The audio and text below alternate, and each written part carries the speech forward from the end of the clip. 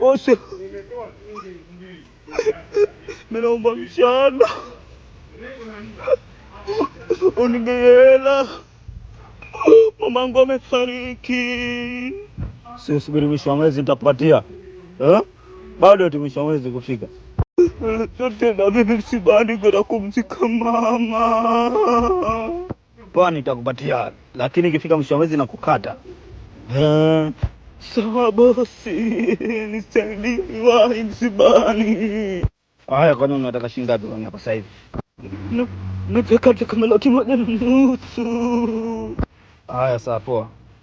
Nishakutumia katika simu yako hapo, umeiona? Haya, ngoja kama imeshafika. Ndio bosi, nimeiona. Sawa, nakutakia msiba mwema. Ukazike salama, furudi mapema, wahi mapema sana kazini. Sawa bosi, asante, naondoka. Tutaonana. Poa, naondoka sasa, tutawasiliana zaidi. Dogo, usasikia? Poa. Sawa bosi, asante, tutaonana nikirudi. Vipi, bosi umemkuta? Ndio, nimemkuta. Umemkuta ofisini kwake? Ndio. Amekuelewa na amekupa? Ndio, amenielewa, amenipa. Hata nikatumisha mwezi elangu yote.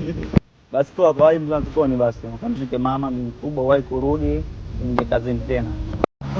Kaka, naondoka. Basi poa. Haya, tutaonana siku nyingine. Kwaheri. Odi. Karibu pita. Karibu ingia ndani, nani mwenzetu? Bwana, karibu yetu. Sasa ndugu, asante poa.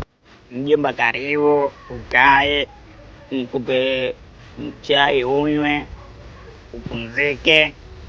Ndio hivyo, binadamu kila mmoja amekuja duniani na ataondoka katika mgongo wa dunia. Asante mjomba kwa kunifariji.